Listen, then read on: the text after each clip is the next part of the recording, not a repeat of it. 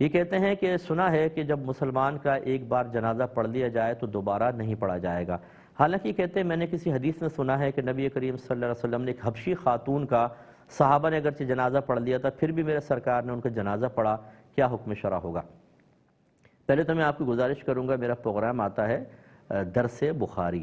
بدھ کے دن رات کو 9 بجے ہوتا ہے، بدھ اور جمعرات غالباً 2 دن آتا ہے، اسے آپ ضرور دیکھیں۔ حدیثیں جب آپ سنیں گے، اس کی شرح سنیں گے تو بہت ساری باتیں آپ کو سمجھ میں آئیں گی۔ یہ جو مسئلہ ہے دوسرا جنازہ منع ہے، کیونکہ سنت متوارثہ یہ رہی، کثیر صحابہ شہید ہوئے لیکن ان کے جنازے دو دو نہیں پڑھے گئے، خود نبی کریم نے نہیں پڑھے۔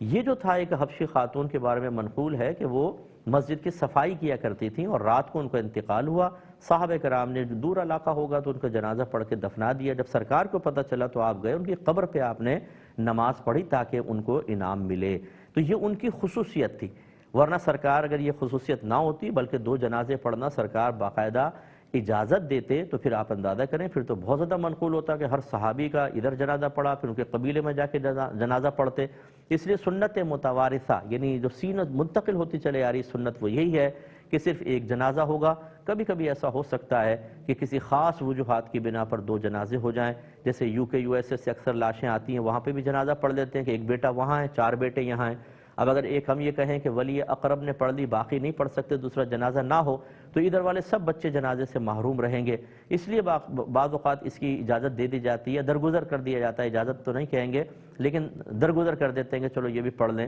لیکن اس کو عادت نہ بنایا جائے، نہ معمول بنایا جائے، نہ یہ سنت کے مطابق ہے، ایک ہی بار جنازہ پڑھنا جائز ہوتا ہے۔